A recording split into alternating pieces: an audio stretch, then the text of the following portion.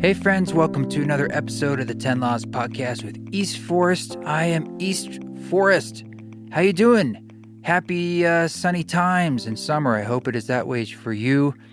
Even though the world is crumbling and changing, I hope amidst that you're able to just take a breath and get some sunshine on the face. Don't forget, we are plants too. Matter of fact, I was speaking about this. I was just had the episode I recorded with Pete Holmes for his You Made It Weird podcast. Thanks, Pete, for having me on. And he made this really cool animation that he put on his Instagram where I was talking about like these octaves of consciousness, how we're all plants, or we're all rocks, right? We're all physical form. And then we're also plants. Like we need sunlight and oxygen, and that's part of our makeup as well. And then we're animals, sort of like dogs. We benefit from the same things as them, as like structure, exercise, love, walks. And then we're these human beings that can be creative and have senses of humor, and also tap into spiritual consciousness and be able to like witness ourselves and experience non-duality. So we're like this amazing spectrum of consciousness and beingness, but not to forget that we're also these lower octaves. And I don't mean that pejoratively, but to say like all of those octaves are part of what it means to be a human being incarnate. And so don't forget to get some sunlight on your face. I'm serious. Like it's actually important. This week I have a conversation with Sitaram Dass.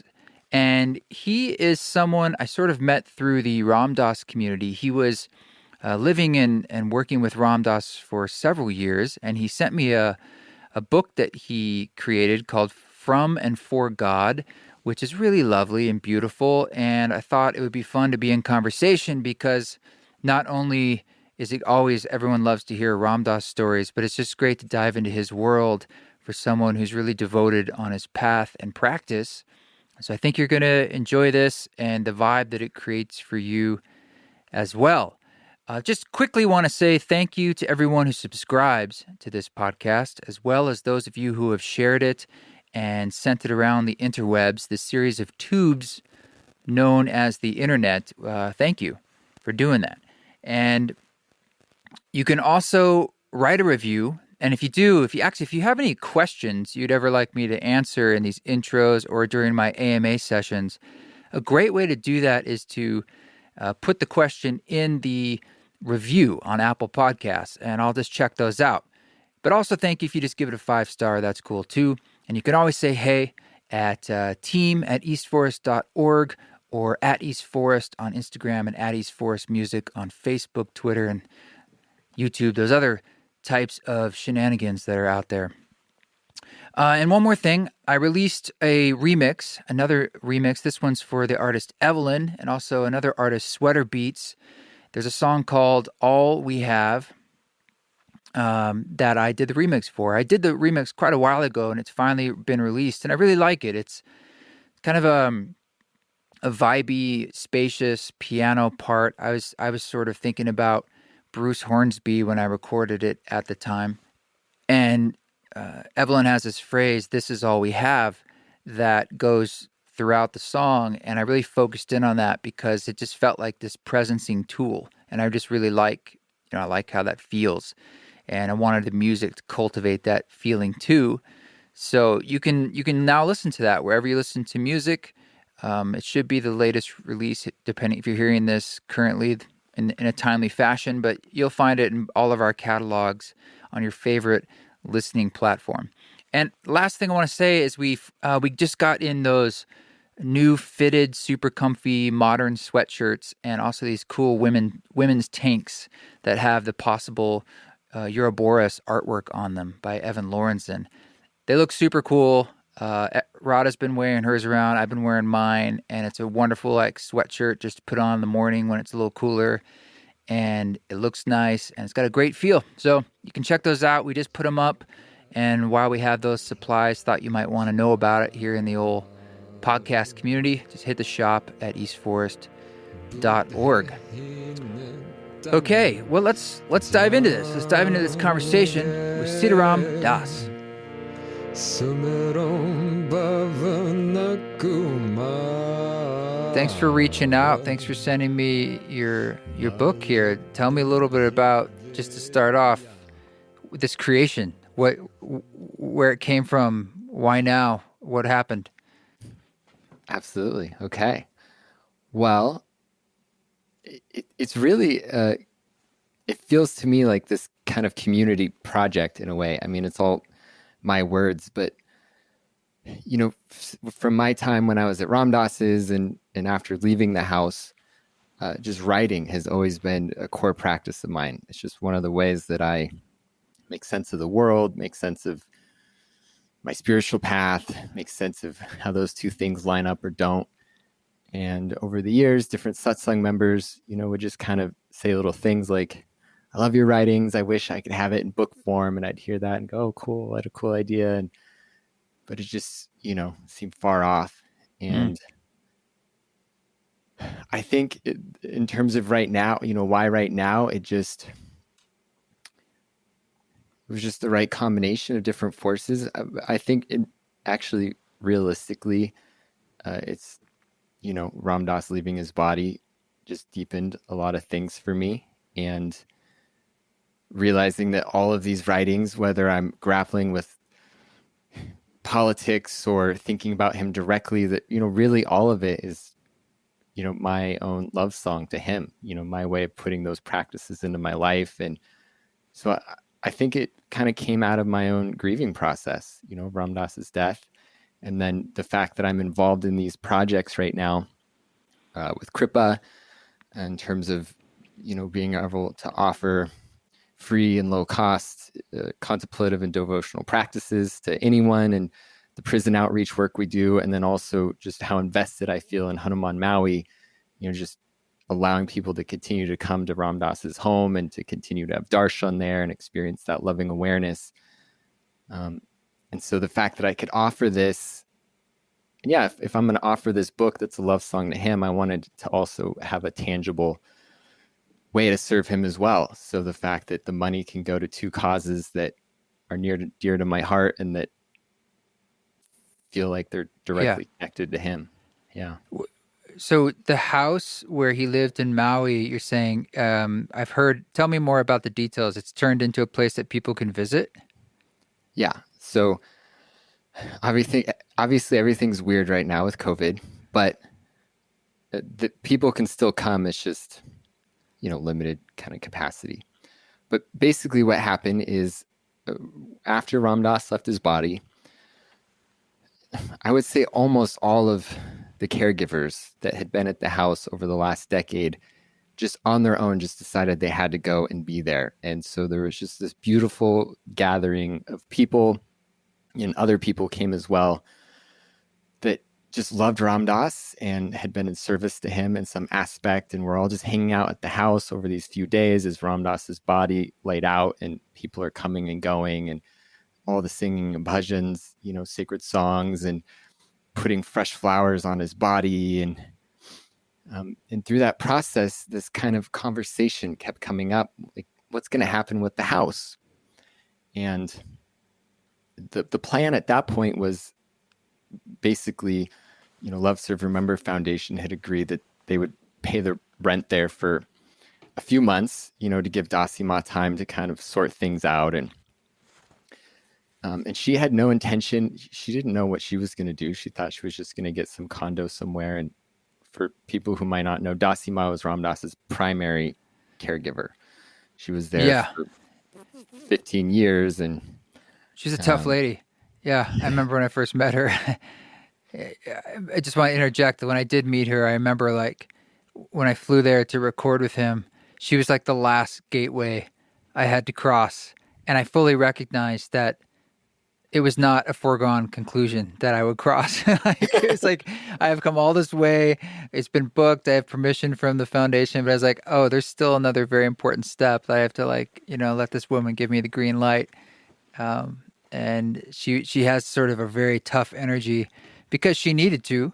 That was kind of her role as the final gatekeeper. But a really beautiful heart too. And, I really fell in love with her over the times that I go back. So I just want to give that context for Dasima. Yeah, no, that's a beautiful context. And I mean, that's one of the things that's so incredible about her. One of the things that she taught me actually was just that love doesn't necessarily always look like this lovey-dovey, you know, like just staring into someone's eyes and the really long hugs. And um, sometimes it can look like just that fierceness and that protection. And because that really truly was a manifestation of her love. I mean, Yeah. maybe sometimes she was too hard or sometimes this or that, but she recognized that if she wasn't there, Ram Dass would just give him his whole self to every single person that came through. And, he had limited energy. It was necessary for her to be protective of him. She had a role Yes. to play, and she played it. Yeah. Yeah. And she played it well. Yeah. And she's going through her own, I think it's really good for her now to not have to be in that role so much, and she can kind of, just enjoy the soft space right now. So we're all there at the house with Dasima, who didn't, she had no plans for what she was going to do next. And this question just kind of came up, like, what's going to happen of the house? And there's all these conversations, and I was a part of so many of them. And there was this general consensus that house just emanated with bhav, with the devotional mood, with that presence of loving awareness that Ram Dass embodied so deeply. And as you know, because you've been there, every single wall in every single room in that house is just covered with pictures of Ram Dass's guru, Maharaji, and with holy beings. It's really infused with love. And being there over those few days with Ram Dass's body laid out, it's hard to explain what happened, but it felt powerful and potent. And so this kind of council formed spontaneously after all these conversations, and in that main living room with the big puja table.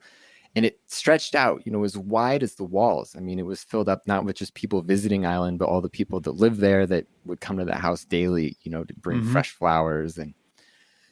And basically the decision was that we should try and find a way to keep the house as a way so that people could continue to come and receive those blessings.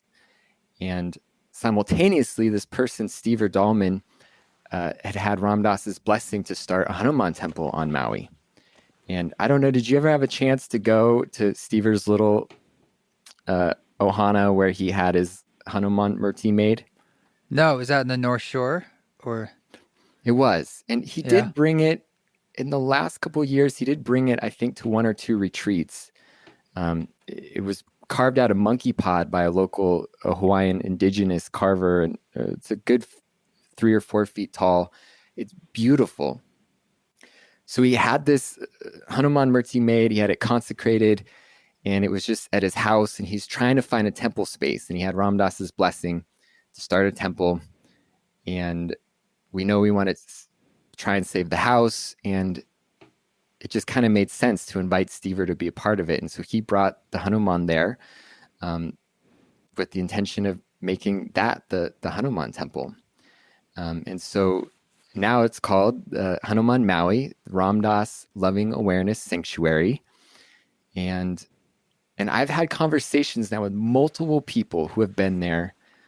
Some of them that had never met Ram Dass before, had never been in the house before. And they go up into Ram Dass's room where his body had laid out and where he left his body, and are having true darshan. I mean, just moments of just complete heart opening.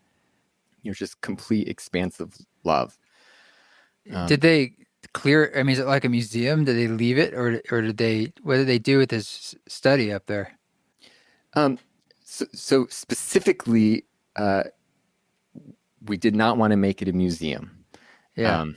So some things have been left the same, but some things, I mean, it's the point wasn't to create some snapshot. The point was to keep a living space for that energy. So where Ram Dass's body laid out for the 3 days, it was a massage table that was covered with a blanket and his body was on it and it was decorated in flowers. And that's where it laid out. And it was in the center of that living room area. And so that basically tucket is still there, and fresh flowers are still being offered to it daily. And then there's definitely, his chair where he would sit and look out at the ocean, that was kept. That felt like it was important. And and there's a few other things were kept. I think his books are still on the bookshelf, but some things have changed. The point is to create a space where people can come and pay their respects and have darshan. Yeah, that's really cool. I'm sure many people will love having that experience in the future. And you lived there for 3 years, is that correct? As one of the caretakers?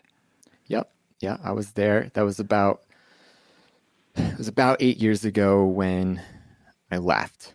And then, I'd go back over the years to visit. And the beautiful thing was, if caregivers there needed to go on vacation, see their family or whatever, it would give me an opportunity to go back and just check back in, and I could be of service and spend a few weeks there. So I would do that over the years. Yeah, I mean, a lot of people ask me what it was like being there, and so forth and so on. I'm sure you get asked that a lot. What's it like living there? And especially as a caregiver, a caretaker, when you're working with someone in that way, in some ways it strips away the romance of it, because you're really down and dirty with like the base level human and earthly stuff. But on another level, that I'm assuming could bring you really close to the truth in a sense, because there's not many places to hide. Could you speak to that a little bit? Does that experience of those 3 years of doing something so intimate with someone, and messy, but also probably so, intimate, it's very close. Yeah, well, and how you said that is really well said. And it kind of captures the core thing that I learned from that time, which is that one, I'm sure my mind is still capable of projecting onto anyone at any moment in time. And I'm sure that was still happening, but it definitely stripped away a lot of the projection, right? As much as Ram Dass tried to tell us he was human, we see him on that stage, just beaming in love, and it just doesn't quite feel true. But yeah, living with him, I saw him as human, I saw him get angry. I saw him in the morning when he was grumpy sometimes. I saw him when he struggled with the pain in his body, and I watched him as he struggled with that continuing kind of surrender to dependency, because that wasn't just a one and done thing, right? As his body kind of deteriorated over the years, he had to surrender to more and more and more dependency. And so I got to see all of that and really see him as a human. And with that, I also got to see that love that he taught and that he talked about, that really was the root of his experience, that it's real. When he talks about loving his wheelchair, loving the pain in his body, as you put in one of your songs, like loving those dark thoughts, right? It's real. Like I saw that he truly just rested in that place of love. That one time, this one memory that just comes to my mind, because of his stroke and the aphasia and things, sometimes his sense of time wasn't so great. And one time he came down for dinner into the bottom lanai, the outdoor dining area. And he came down, it was over an hour early. And it was because he got confused. He thought it was about dinner time. And so I went down and I told him, I was like, hey, just so dinner's not going to be for an hour. And, he definitely looked surprised. He said, oh, okay, well, I guess I'll just stay. And I went up and I watched him, and he wasn't meditating. He wasn't sitting like this, in a meditative posture. He was just sitting, just looking out at the ocean in that spot. And he was just truly content. And he was there for an hour. And for me, if I'm going to sit for an hour, there's going to be all sorts of struggle. And, he just really was here, and his heart really was open. And that what it taught me is that loving awareness really is our birthright. It really is who we are. It really is real. it's accessible. Even with our humanity and all of our stuff, that we can still deepen into that the path is real. And from being around him, what anyone who spent time with him saw is that it is a worthwhile endeavor, right? Spending this time cultivating this loving awareness, it is a worthwhile endeavor, because being around Ram Dass, right, we all got to drink that fruit of what that felt like to be in his presence. Yeah, yeah, well said. I mean, he was reflecting to us what is already there within us. And if anything, he showed me and he shows everyone. Yes, he's a human being, and so are we. It's like this is not a superhuman feat. It's to Right. say, no, we all can do this. You all can embody everything that you might be projecting or experiencing from Ram Dass yourself, and exude that out to other beings in your next breath. Really, it's not when you say it's your birthright. It's sort of saying like, I mean, you have it.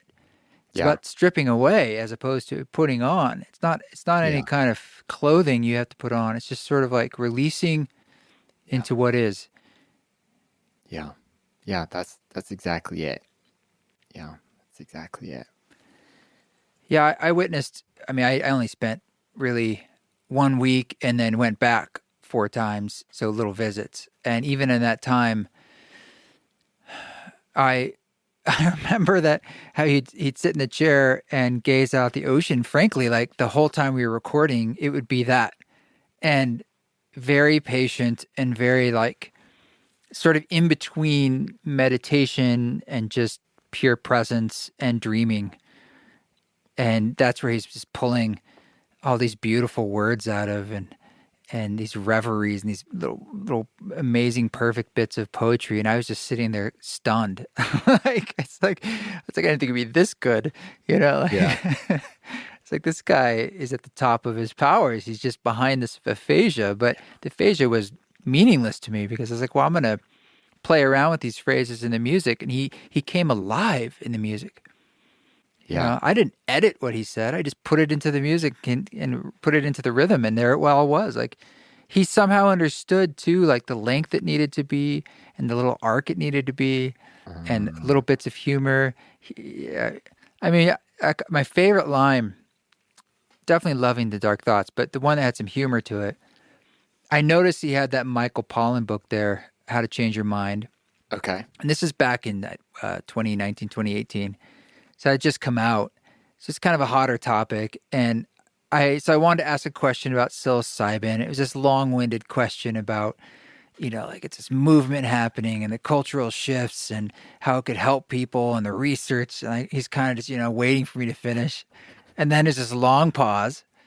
And he goes back to the ocean and his bees. And I'm waiting for like him to answer. And the first thing he says is, psilocybin is my friend. And it's like, what a great line. It's hilarious, you know, and then he just goes from there. And it's like, yeah, he's like, let's get a little humor into this. And then he says, like, that started his entire spiritual path. That is not a small statement. I Yeah. mean, if you really stop and think about that, that's what lit the fuse for the love bomb. And it's profound. It's profound. You know, he really has become the psychedelic grandfather of this country, more so than Timothy Leary to me, because he embodied that elder role as he got older. And I love that it didn't become about the psychedelics. It became about what, as many tools, whether it's yoga or kirtan or whatever else, helps you embody that loving awareness. And that was just one of them. Yeah. What I loved also about Ram Dass was that, right, because it filled out, right?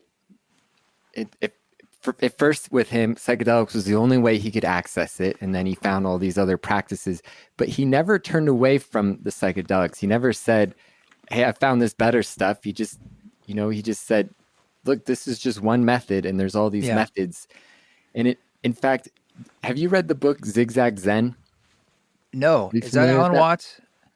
No, you might dig it. It's this guy interviews all the leading kind of Buddhist teachers in the United States and asks them about the role of psychedelics with, if any, for the spiritual path. And there's a whole spectrum of some people say, yeah, this is what gave me my opening. Some people say, I don't think this has anything to do with the Dharma. Ram Dass was the only person in that book interviewed that said, not only did that start my path, but I still take it sometimes. And I think it's a part of it. And I just love that, you know? Yeah, me too. Yeah, it's really beautiful how the messages continue to pop up in different ways. Actually, here's a perfect example. See this shirt I'm wearing? Check it out. Yeah, I see What it. does it say? Love everybody. You know where I found this? My Where? partner and I went to the mall yesterday. I'll exclude to you why.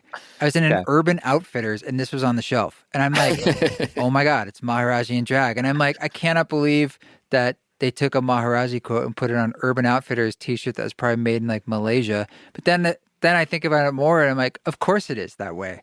You know, it's Yeah. like, this is for like teenagers, you know, to like Right? wear and skateboard with.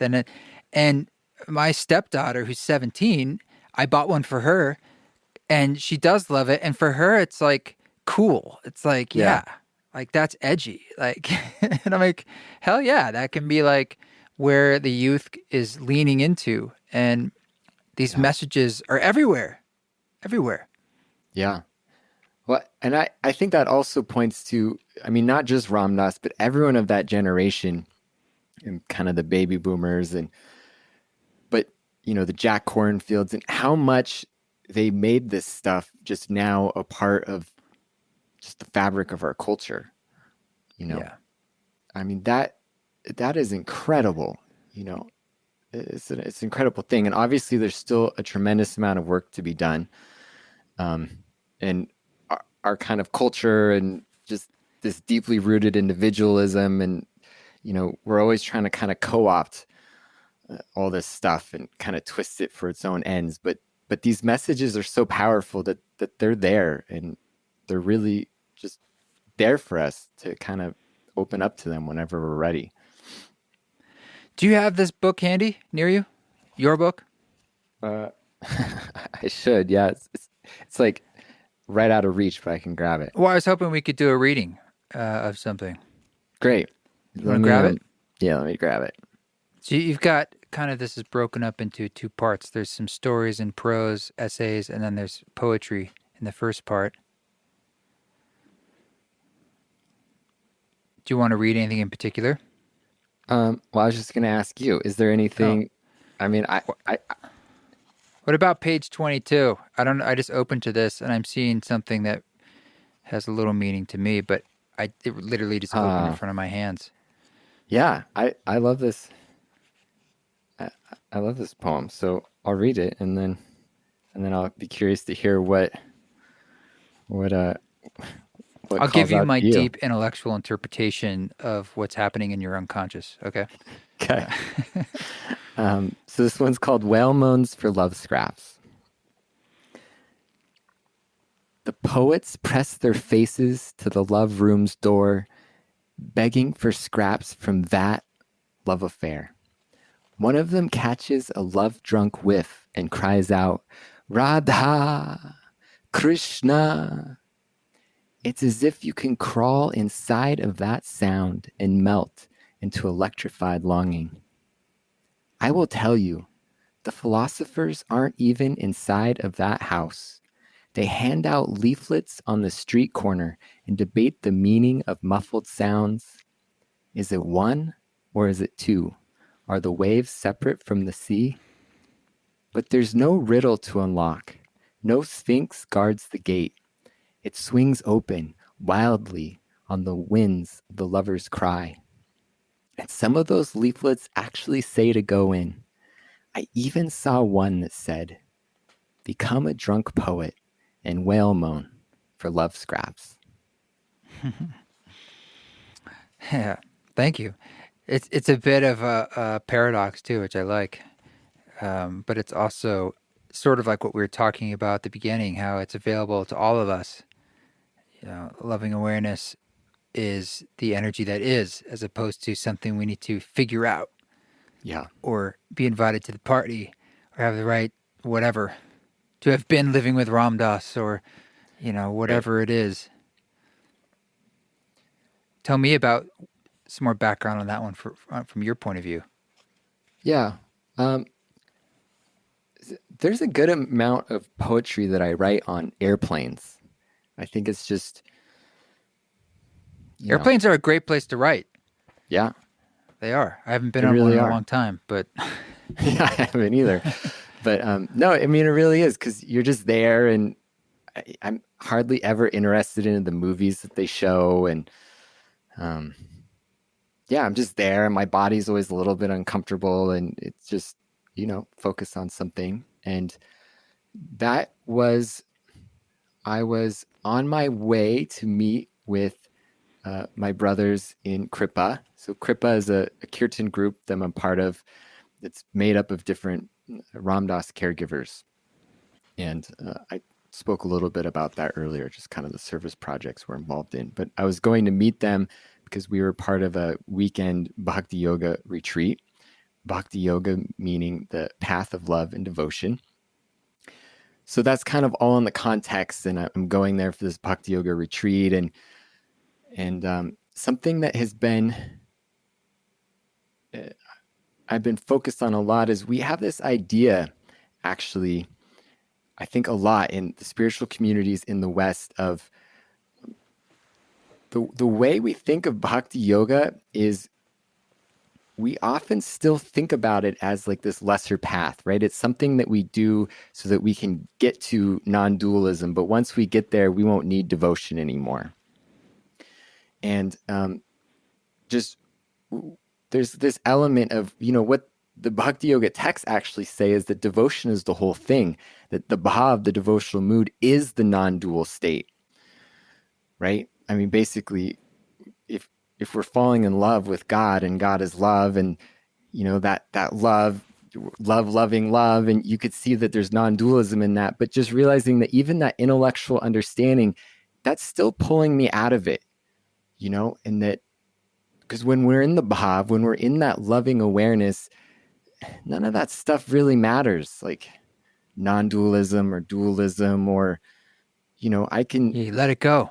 yeah, you just let it go. None of it matters. It's just really about just catching that whiff of that love affair, in that longing, and just wanting to be as close as possible to that nectar of devotion. And that's just something that gets, if we're blessed enough to have an experience of have our heart be open to that, in those moments, none of that intellectual stuff even really matters. And so that poem really kind of was born out of that. Yeah. Yeah, weren't you, when you were living there, it says in here, were you living like a little outside sort of little tent situation, or really close to the land? I mean, pretty amazing from what it sounds like on the surface. Yeah. So when I moved into the house, so before moving into the house, I was in this bamboo hut in the jungle, just like 3 miles down the road. Because when I first came to Maui, I was Ram Dass's gardener, and I would walk over and I would work in his garden. And when I got that job, I literally thought I had hit the jackpot. I like being Ram Dass's gardener felt like just the heavens parting. And Well, it's very poetic, in a lot of ways. Right. And then they asked me to move in, and just, it blew my mind. When I went to Maui, I didn't even know that was a possibility. So my chanting practice was so important to me, and I wanted to be able to chant whenever I wanted. And so they let me build this kind of tent structure at the bottom of the property. I was living in the house, but I was spending a good few hours a day out there just chanting. So that's what that kind of tent structure was. I wasn't living out there, but I was just spending a huge percentage of my day there. Wow. Yeah. I would imagine, like, I've heard several stories, like Vishnu Das, who I'm sure you know, Sure. who told me he came to Maui with 2 suitcases and Ram Dass's phone number, and then they became good friends. And like yourself, a lot of people whose paths it was drawn there, and it's happened. But I would also imagine, and even from the short time I was there, I witnessed a lot of strange characters and a lot of people who were drifting in that my energy was a little like, whoa, who is this? Like, this is a little wild. And I can't imagine how that was just constantly people who just roll in or find the place or whatever, or just the number of requests of like, I need to see him. And there's a lot of like energetic vampires out there. People who aren't really sure about their own intentions and energy. Uh, that must have been nonstop. How did they work with who gets to come and how to make boundaries around that? Well, that's where Dasima's job really was important. Um, I, and actually, so before I moved in, I was Ram Dass's gardener. And, at that point in time, I got to have my first kind of one-on-one sit down with him. And, we spent a couple hours and just totally took me into that place of loving awareness, right? That he just commonly did for people. And then he said, that we could work together again. And I told Dasiman, and basically the invitation never came, I kept like, oh, I want to get back in there. I want to get back in, I want to. But as I was working in the garden, I saw so many people coming and going. And I saw this sense that basically everyone was coming to see Ram Dass to get something. And I don't know, there was just this moment of awakening where I saw that like my job is to be of service to him. And, and that was, I had my own struggle and journey with that. But it was shortly after I had that, it was an internal realization. It wasn't something I vocalized externally. It was shortly after that I got the invitation to move in and to be a caregiver. And so that really kind of carried me, is just this sense of like my job is to be of service. And that's why, when I say, Dasima and how much I learned from her, she really didn't ask much of Ram Dass. I mean, she really, truly was there to serve him. And that meant sometimes being a really fierce gatekeeper. And she had these certain things that she watched out for. If she knew that someone was really into psychedelic experiences or things like that, the gates would be a bit harder. Mm-hmm. And it's because, in her mind, and I think she probably saw this a lot, there was a lot of people that was the depth of how they related to Ram Dass. And from her experience, she saw that those weren't necessarily the best people to have around. But there was people like me and Vishnu Das and a whole lot of other people that, and you, right? The psychedelics were a big part of our path, but we were able to make our way through Dasima's gatekeeping and, to be in that space. So, yeah, I don't know if I answered your question with that. Yeah, man. But... No, totally. I was just thinking back, I mean, matter of fact, now that you say it, it reminds me, the very first day I walked in, they're doing the kirtan, the weekly kirtan, and I think someone invited me, and I had just arrived the day or two before, so that was my first time walking in the house, and there's a lot of people there, and whoever brought me there, I think it was Rita. Rita brought me in. Okay. And Rita said, she introduced me to Ram Dass, which is very kind. And I'm a little like, okay, wow, whoa. And then she said, sit down right here, like next to him. And he was in his wheelchair, on the end of the couch. I'm just sitting next to him. I'm like, wow, I feel so special. And I'm just sitting here. And I lasted about a few minutes until Dasima came over, who I didn't really know yet, and said, you're crowding him. You need to move. And she pointed to the back of the corner, and then she pushed me, and I had to go sit in the back corner for the whole kirtan. And I thought, I was told to sit here. I'm sorry. I didn't mean to. She immediately just like booted me. Like, you're out. And your energy is too much. I'm like, I'm just sitting here. We patched it up, but of course, I was thinking like, oh my God, I blew it with this woman. Like, I have to come back here in 2 days, and I'm supposed to ask her basically to let me in. But it's sort of the cosmic joke too. It's like how everything, you want it to be one way and it starts being another way. Yeah. So did Ram Dass give you your name, Sitaram Das? He did. Yeah. And actually, Vishnu Das, he plays a big role in my name because do you know what Me do too. you okay, Yeah. I want to hear yours in a minute then. Do you know what Vishnudas went by before he got the name Vishnudas? He told me, tell me, because, well, it's a long story. What is it? It's his name was Ubi, which is an Ubi? How do you acronym. spell that? OOBE. I like you're writing this down. Ubi. That can't possibly be his birth name. No, it That's was just what not he his. went by. That's what he went by. That's how I met him. It's an acronym for out of box experience. What was his birth name? Do you know his first name? Blake. Blake. Okay. Ubi. Okay. So so Ubi at the time, he asks Ramdas for a name, and he gets the name Vishnudas, and it just awakened so much in me, so many questions, and like I was jealous of him for having a name, and just all this like, do I want a name? And oh no, it's that's just my ego. What's the point of even having a name? Like, is there any purpose at Yeah. all? And Yeah. but I still wanted it, and this went on for an entire year, basically just internally, not talking about it with anyone, just like stewing in it.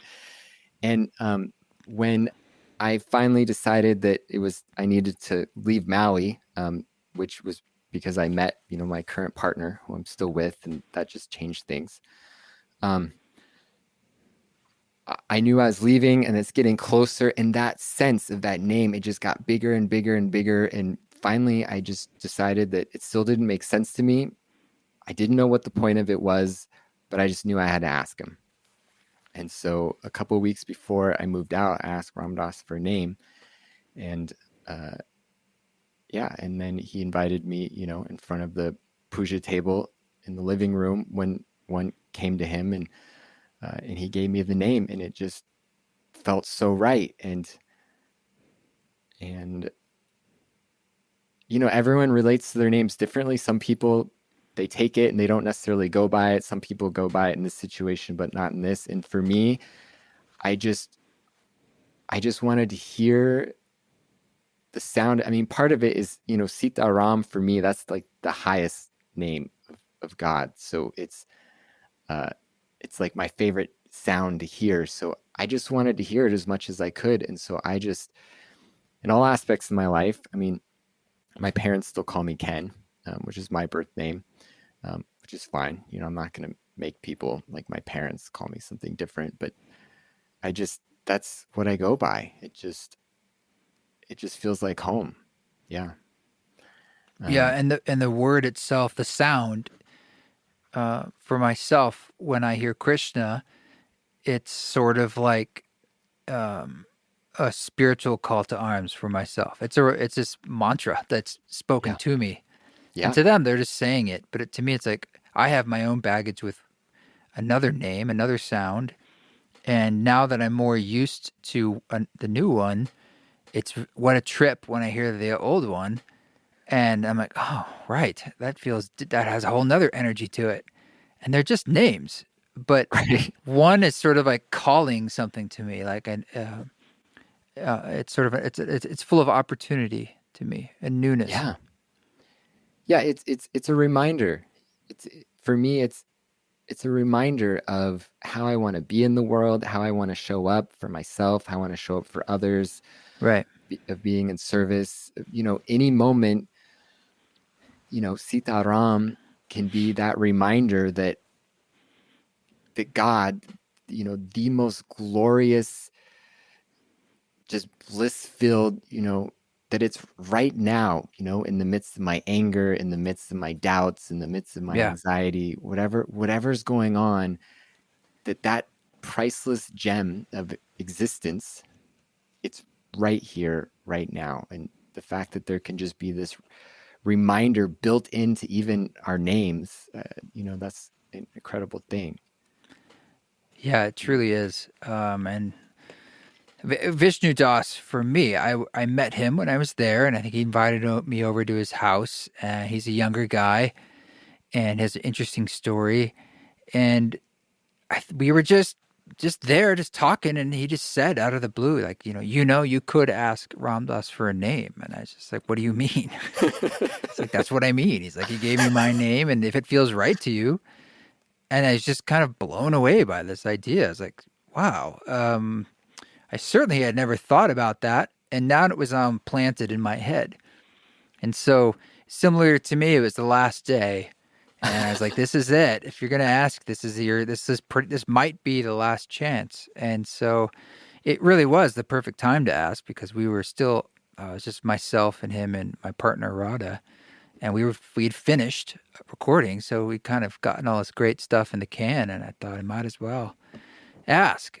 But I've told this story before. It was a bumbling request, of just nonsense of all these disclaimers, like, we don't have to, but if you're feeling like it. But I'm not saying that I want it, but it's not like it's cool if you don't. And he's just nodding his head, and I finally stammer it all out, and then he's just nodding, and I'm like, I'm pretty sure, okay, I said it, and there was nothing happening. So I was just like, okay. And then I went through that whole thing you spoke about of like, why do I need a name? And who am I to ask? And I have a name. And I also have this performance name. And like, this is ridiculous. And 5 or 10 minutes went by, and I've now had gone through the whole cycle of like, I don't want a name. It's over. Moved on. Leave it. Because he's now is doing that thing that you speak about. He had returned to the ocean view, and his beads and his eyes were open. And I thought, like, it seemed like he was kind of just running some mantra. He had moved on. He's like, now I'm onto this. We did the recording, now moving on in life. And about 10 minutes later, he just said Krishna. And I still didn't understand. I had moved on. I was like, I thought people were singing down the hall. And I was like, oh, is that a song or something? And he's like, Krishna. I was just dumb as a brick. And I'm like, would you like me to get someone for you? And Rado was like, that is your name. And then I all kind of hit me, and I was crying, of course, and just totally stunned. And man, I was so impatient, and I was like a little bumblebee, making requests and moving on. He's just like processing. Let me drop into the space, let me listen and answer your question. And it was so humbling. So, and then I was freaked out that aphasia had kicked in and there was more to the name. And I was like, I'm about to leave. So I was like, are you sure? And he says it like a third time with a big smile. And then I said a fourth time, I said, well, you mean like Sting or like Cher? It's just one word. And then he thought that was hilarious. And he's just laughing. And he's like, Krishna. So I wanted to be sure. I thought that would be the ultimate joke if, 20 years later, someone's like, oh, no. He always says, and I'm like, are you serious? I've been doing this for 20 years, Yeah. That's good. Well, it's good that you asked. There's moments when sometimes Ram Dass would say things and I didn't ask, and now I still think about them. And I was like, why didn't I ask more about that? I'm curious, has your name deepened for you since Ram Dass left his body? Well, I mean, it happened in such a compressed time that I would say it's deepened, and I'm not sure if it's connected to him leaving his body or not, but I will say that like my relationship to him has continued to grow. Yeah. And felt very alive. And it's imbued with the fact that I'm still involved with performing his words and working with the foundation and people reaching out to me about the work, and so me speaking about like this conversation. So it's sort of like it's very alive in the sense that it's active in my life, but I feel like the teaching of it, I think what you're speaking to, and Maharaji sort of, I blend it all together, has absolutely deepened on a personal level, continued and gotten richer, and it feels very alive. Yeah. For me, it just everything has taken on a deeper meaning. Just my love for Ram Dass, the name, the teachings, the practices I do, just recognizing that they're all connected to him, and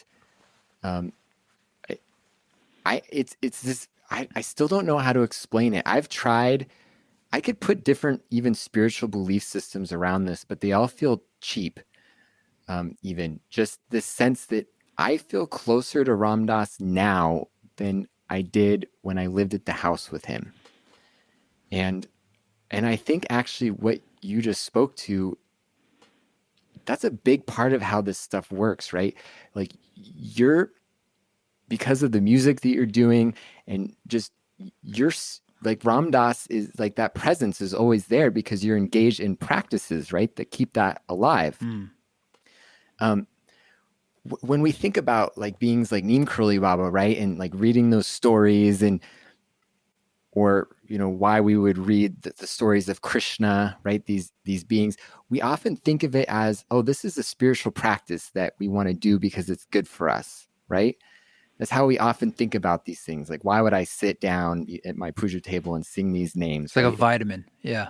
Right. That's how we often think of it. But what you just pointed to, right, is by you keeping Ram Dass's presence alive, by having conversations with me right now, by the work that you're doing, the music, that's keeping your heart open. I mean, it's basically like we do these things because we want to, because we love someone. And it just so happens that that person that we love is a person who reminds us that this love is always here. It, and it actually captures what the path is really about. Like lineage and satsang, like when we think about lineage and these things being passed down and why we want to honor tradition, and that can sound so rigid, right? But it's just love. Basically, people passed down, like Ram Dass and Raghu and Krishnas, they all loved Neem Karoli Baba and were touched by that. And then through our relationship with them and the stories, like now we fall in love with that.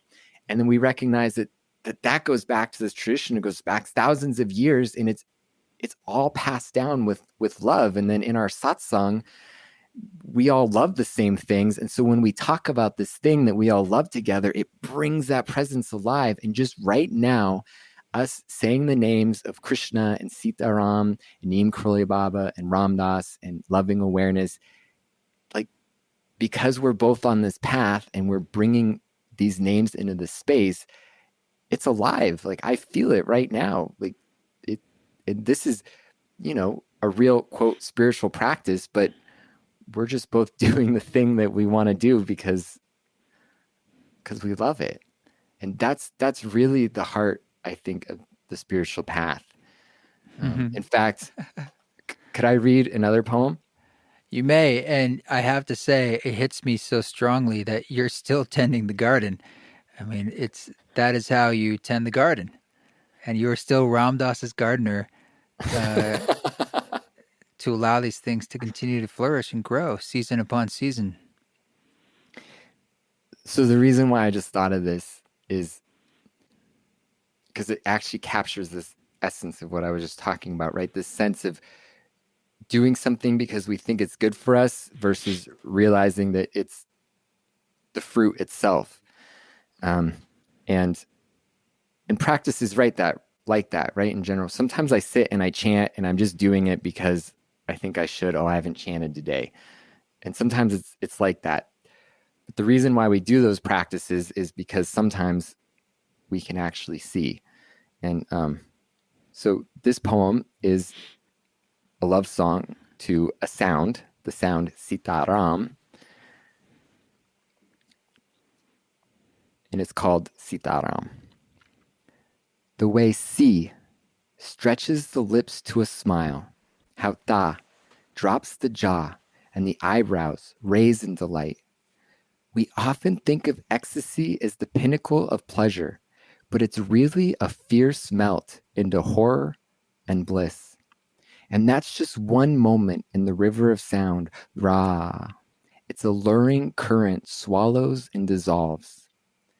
The merciful nature is revealed when despair dawns at the river's end, an aching heart softened by a low, soothing rumble. Maharaji gave me faith, unveiled, unyielding grace. Ram Dass opened the bottomless well of the human heart, and Sitaram provides the perfect form to contain it all: faith, grace, and love. A sonic murti formed by my own lips, by whose feet I fall with the breast's rising tide. Sitaram, sometimes I think you're a practice, but in truth, you're the reward. Thank you. Beautiful. How do people get this if they would like to have their own copy? Absolutely. So the easiest thing to do is if you go to fromandforgod.com, that is the book page, and it makes it really simple, all the different links. So, if you prefer to buy it on Amazon or Barnes & Noble, you can do that. If you want to order it through IndieBound, so you can have it sent to your own local bookstore, you can do that. You can also buy it directly from our Kripa store or the Hanuman Maui store. But all those links are right there at fromandforgod.com. Yeah. Cool. And the money you said is going towards 2 causes? All of it? Yes. So 100% of the money goes to Hanuman Maui, which is a 501c nonprofit that I spoke to earlier. And Kripa, our service projects, we're under their fiscal sponsorship. So half of the money donated will go directly for our outreach work. And could I take a couple of minutes just to talk a little bit more about the work that we're doing? Yeah. So, like I said earlier, we are engaged in making sure that we work to lower the barriers of access to devotional and contemplative practices such as kirtan. And that language is important to us because we don't see ourselves as providing access. We see that the reason that not everyone has equal access is because collectively, as a society, we've made decisions that block people out, right? So we're working to rectify that. And the simplest, most obvious way is just making sure that anyone, no matter what their financial ability is, that they have access. But we also do direct outreach to people in the prison system. Obviously, with COVID, we can't currently go in and do kirtans in prisons. But we've kind of shifted gears like a lot of people. And we've been really enjoying doing letter writing, handwritten letter writing to people, and then sending books that might be helpful for people on their paths, and just sharing a little bit about our lives and answering whatever questions that we can. So we do that work, and then also, offering one-on-one spiritual support. So outside of this, I work as a counselor. So I have a lot of experience with that, but really the core of it is just because I've seen what Ram Dass did for me, and I don't claim to be the same as Ram Dass, but I just know the power of when people get together on the spiritual path and open our hearts to each other. And I just recognize that there's a lot of people that are very isolated from satsang, don't have safe spaces where they can share. And so we offer donation-based spiritual support to anyone who reaches out. So that's the work that we're engaged in. And so this book, the money is going directly to those two streams to keep Ram Dass's presence alive on Maui. And then also, Ram Dass is the core of the service work that we're doing. And this is really our way of keeping Ram Dass's presence alive in our own hearts by, one, us still being able to spend time together, right? Me and a few of the other caregivers. And so we can keep Ram Dass's memory alive and presence alive that way. And two, by engaging in his teachings through service and devotion. How do you offer that one-on-one support if people do? You said if they reach out, how do they reach out? Yeah, so Kripa's website is kripa.guru. And how do you spell that? KRIPA.guru, GURU. There's a .guru? No way. Yeah, there is. Of course we there found is. it. Of course there is. It felt too good to be true because, for us, that name Kripa, which it means grace, for us, there's a term Guru Kripa, which is the grace of the Guru. And that is my core worldview, and it's one that's sometimes harder to talk about because on the outside it can sound cultish, but it's really just this understanding of this worldview of grace that Ram Dass often invited us into, that that if we're willing, at any moment we can see that all of this is the play of the divine, the play of the guru, the inner guru, and that each moment is grace. And so for us, that name, it just captures the core of all of it, because even the fact that we're together and that we're friends and that we're able to do this service work, we have no doubt whatsoever that it's the guru's grace, that it is Maharaji at the core. And now, of course, for me, Ram Dass is a part of that grace. So when we found that was a website, it felt too good to be true. Cool, man. Well, that's really beautiful. Thank you for offering all this and sharing a bit about its creation and your story. It's fun to hear. Yeah, no, thanks for having me. And I think we probably just miss each other a couple times over the years when you would come over to the house. And so, I'm grateful. Just finally have a moment just to, hang out a little bit. And I imagine at some point post-COVID, we'll see each other in person. Right on. Thanks, brother. Yep. Thank you. Well, thanks so much, Sitaram Das, for coming on the show. It always warms my heart to get into that world and those stories and to hear more about yours. It's beautiful. Check out his world. His website there is in the show notes, and it'll take you to all the things he's doing. And this song you're hearing in the background is from him, and this is a version of the Hanuman Chalisa, I believe.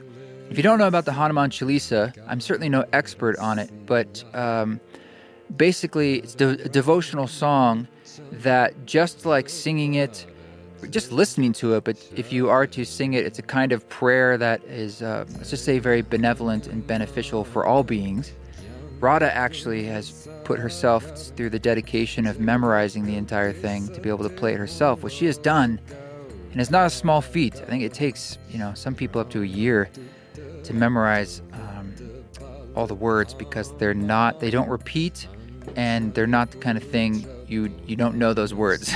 Let's put it that way. But the sound of them themselves, like the actual sound of that vibration of those actual sounds and words, is part of the magic of the Chalisa. So, but there's many different ways to go about performing it and playing it, and this is one of them. So I should probably stop talking so that you can fully dive into this if you like. But thank you again for listening and providing reviews and subscribing. And thank you to everyone on our council, patreon.com/East Forest. Everyone on the East Forest Council, I appreciate that extra support. It's a way to support this podcast and this overall mission and work of the East Forest ecosystem. And I want to say a special thank you to all those folks out there. All right, you guys keep walking your walk. Don't take any shit. But if you do it with grace.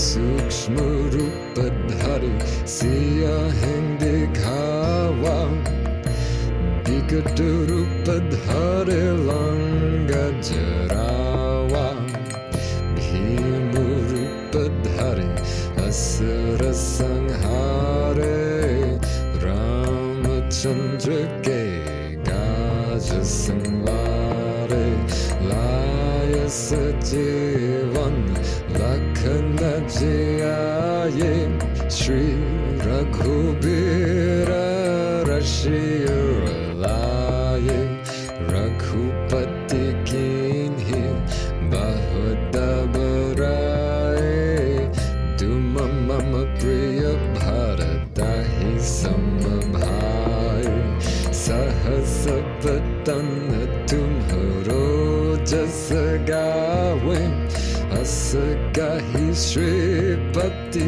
gandha gawe sanika dika brahmadi munisa narad sharad sahita ahisa yam kubera digabal jante gapi gopit gahe sake kahande tum upakar sagri wahingin ha rama milaya raja paradin ha tumharo mantra vibhishana mana Langeshwar bhaye sab jag jana yug sahasra yojana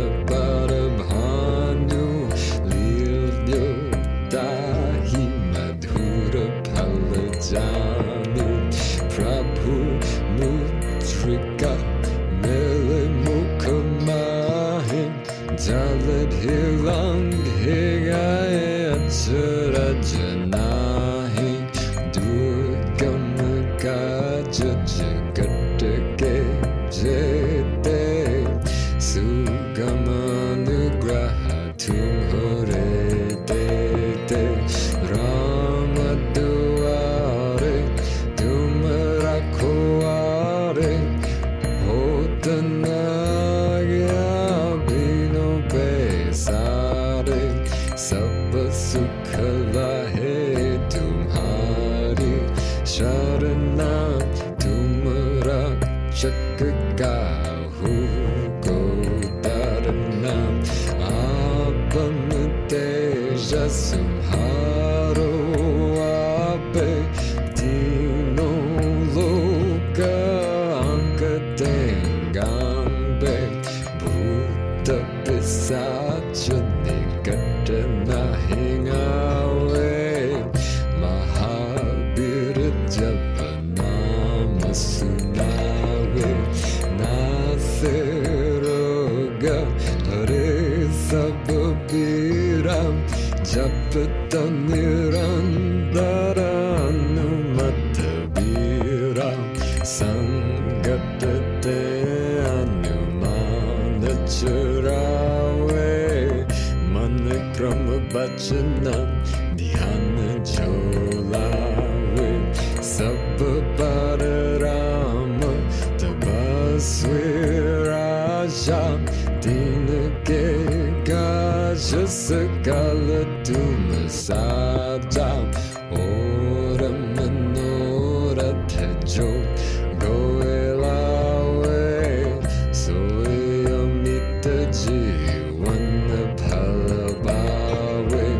Charum yuga paradapa tumhara He parasiddha jagat ujiyara Sadhu sant ke tum rakhoare Asara nigandana Rama dulare Ashta siddhino Nidhi ke tata asaparadina janaki mata Ram rasayan tumhare pasa sada raho raghupati ke dasa tumhare bhajana Ram go pawe Janam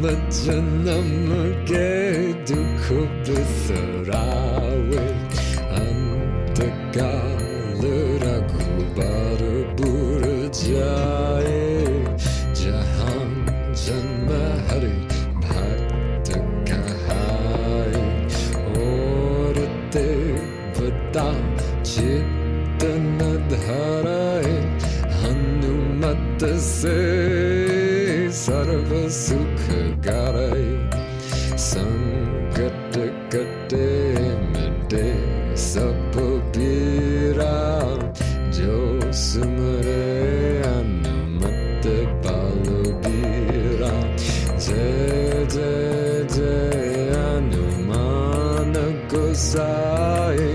Kripa Gurahu Guru Deva Kinahi Jo Satabara Patakara Goe Judahi Bandi Mahasukoi Joya Habare Hanumana Jalisa Hoya Siddhi Sakhi Gaurisa Tulasi Dasa Sada Hari Chera Kijinatha Hridaya Mahandera Bhavanatanaya Sangata Harana Mangalamurati Rupa Ramalakana Sita Sahita Hridaya Pasahu Surabhupasiya Vararamachandra Parajesharinam Mangalamurati Marutanandana Sakala Mangalamulani Gandana Mangalamurati Marutanandana Sakala Mangala Mulani Gandana Mangalamurati Marutanandana Sakala Mangalamulani Gandana Mangalamurati Marutanandana Sakala Mangala Mulani Gandana Shri Ram Jai Ram Jai Jai Rama Shri Ram Jai Ram Jai Jai Ram Shri Ram Jai Ram Jai Jai Ram Shri Ram Jai Ram Jai Jai Ram Shri Ram Jai Ram Jai Jai Rama Shri Ram Jai Ram Jai Jai Ram Shri Ram Jai Ram Jai Jai Ram Shri Ram Jai Ram Jai Jai Ram Shri Ram Jai Ram Jai Jai Rama Shri Ram Jai Ram Jai Jai Ram Shri Ram Jai Ram Jai Jai Ram Shri Ram Jai Ram Jai Jai Ram Shri Ram Jai Ram Jai Jai Rama Shri Ram Jai Ram Jai Jai Ram Shri Ram Jai Ram Jai Jai Ram Shri Ram Jai Ram Jai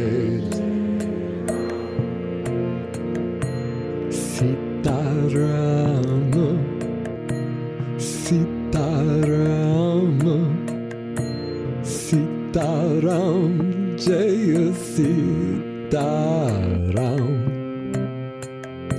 Sitaram Sitaram Sitaram Jaya Sitaram